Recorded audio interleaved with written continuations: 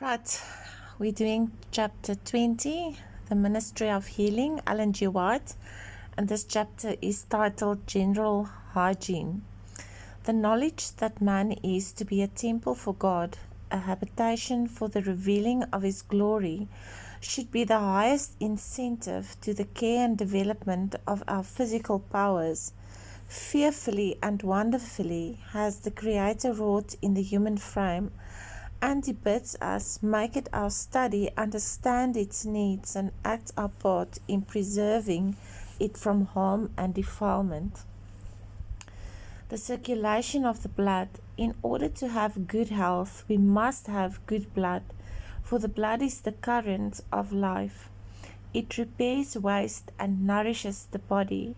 When supplied with the proper food elements and when cleansed and vitalized by contact with pure air, it carries life and vigor to every part of the system. The more perfect the circulation, the better will this work be accomplished. I always say good digestion, good circulation, good health. At every pulsation of the heart, the blood should make its way quickly and easily to all parts of the body. Its circulation should not be hindered by tight clothing or bands, or by insufficient clothing of the extremities. Extremities are your arms and legs, feet, hands. They must be warm. Whatever hinders the circulation forces the blood back to the vital organs, producing congestion. Headache, cough, palpitation of the heart, or indigestion is often the result. Respiration. In order to have good blood, we must breathe well.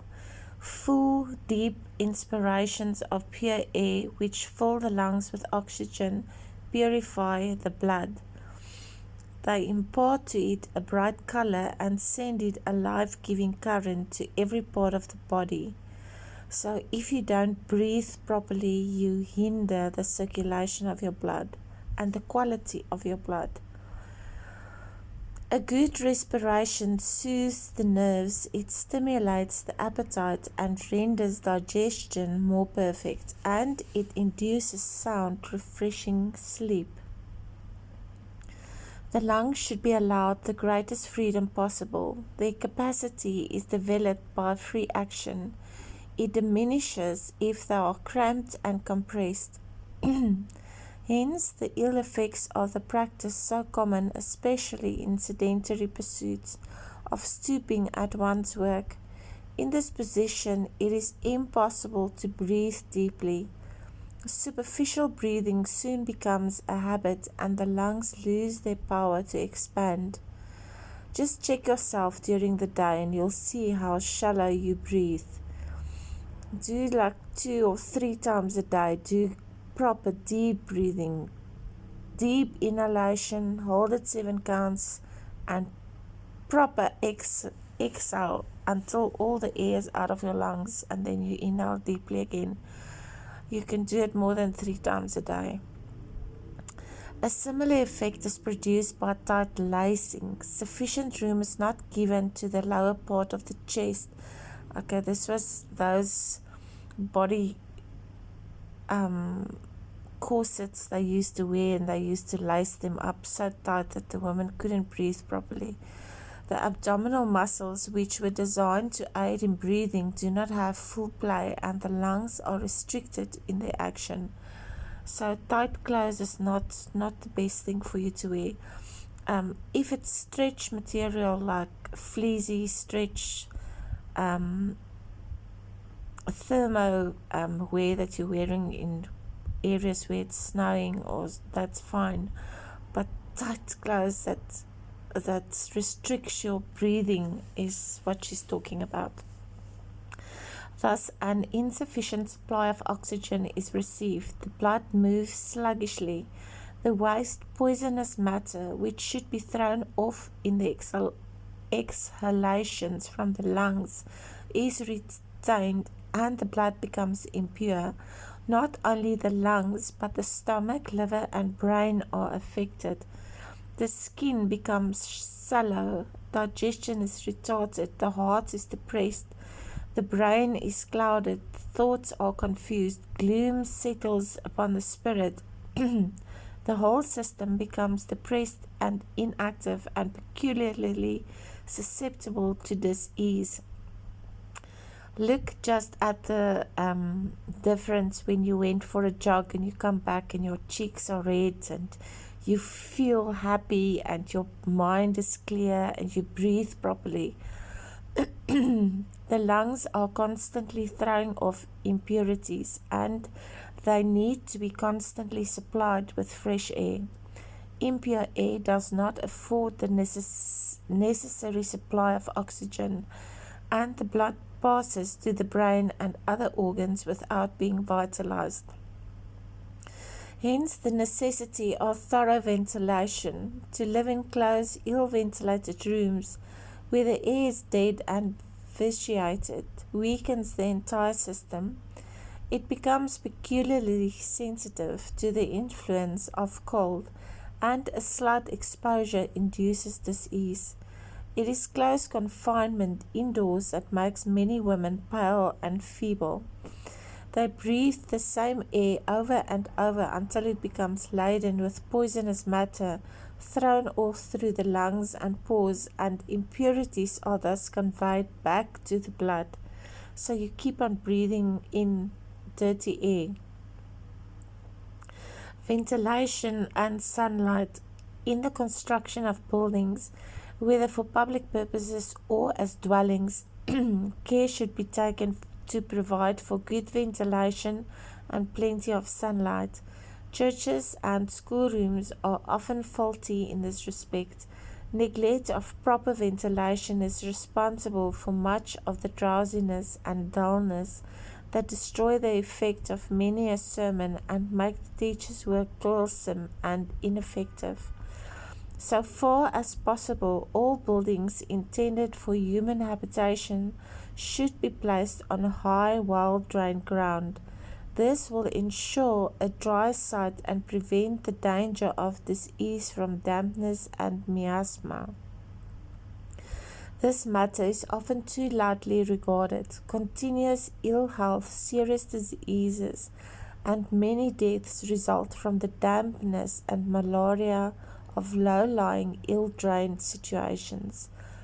That's why people in Russia get so sick in winter. It's because of the dampness and the closed-in buildings and the snow and the coldness.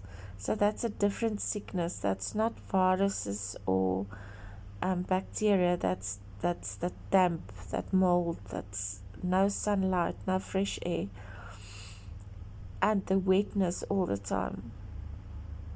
In the building of houses, it is especially important to secure thorough ventilation and plenty of sunlight.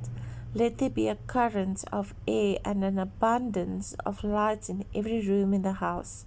Sleeping rooms should be so arranged as to have a free circulation of air day and night.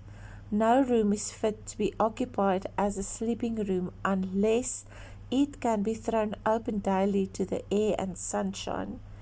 In most countries, bedrooms need to be supplied with conveniences for heating, that they may be thoroughly warmed and dried in cold or wet weather. The guest chambers should have equal care with the rooms intended for constant use. Like the other bedrooms, it should have air and sunshine and should be provided with some means of heating to dry out the dampness that always accumulates in a room not in constant use. Whoever sleeps in a sunless room or occupies a bed that has not been thoroughly dried and aired does at the risk of health and often of life. In building, many make careful provision for their plants and flowers. The greenhouse or window devoted to their use is warm and sunny, for without warmth, air and sunshine, plants would not live and flourish.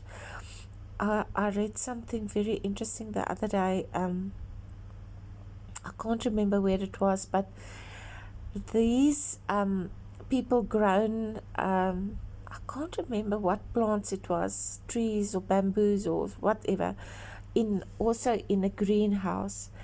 And for some reason, the stalks were very thin and not strong at all. And they realized what it needed was wind.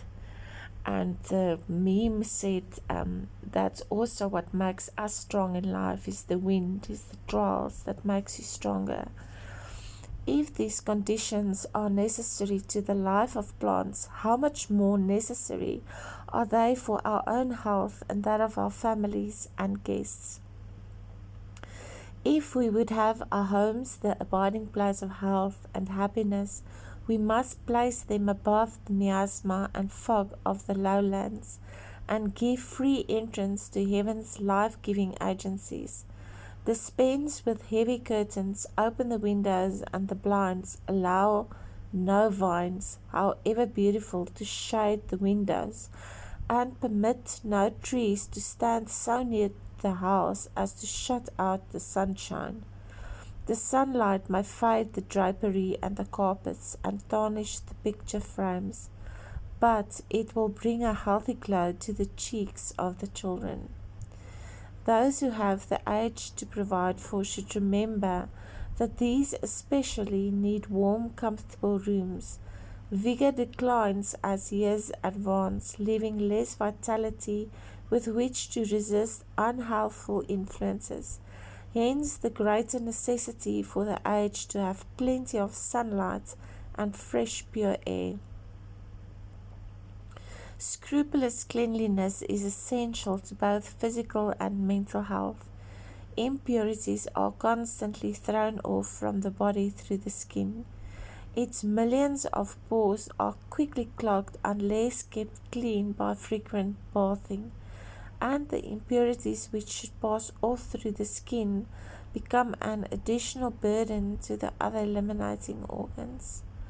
Most persons would receive benefit from a cool or tepid bath every day, morning or evening. Instead of increasing the liability to take cold, a bath properly taken fortifies against cold because it improves the circulation. The blood is brought to the surface and a more easy and regular flow is obtained. The mind and the body are alike invigorated. The muscles become more flexible, the intellect is made brighter. The bath is a soother of the nerves.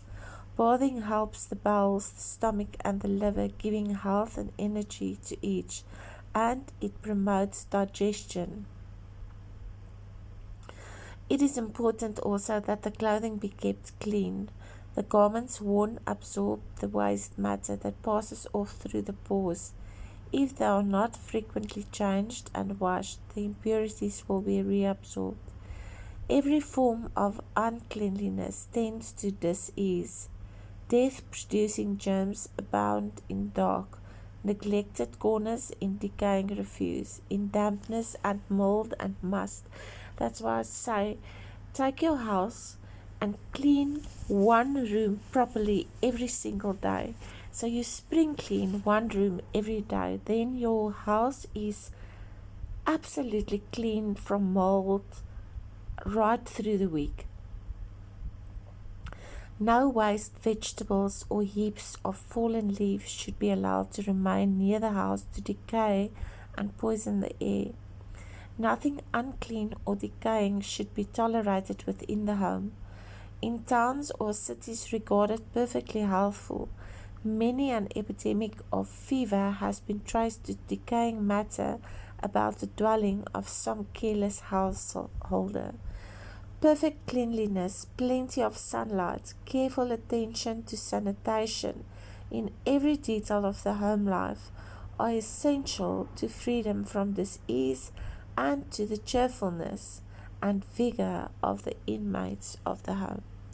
That is then the end of chapter 20, The Ministry of Healing, Ellen G. White.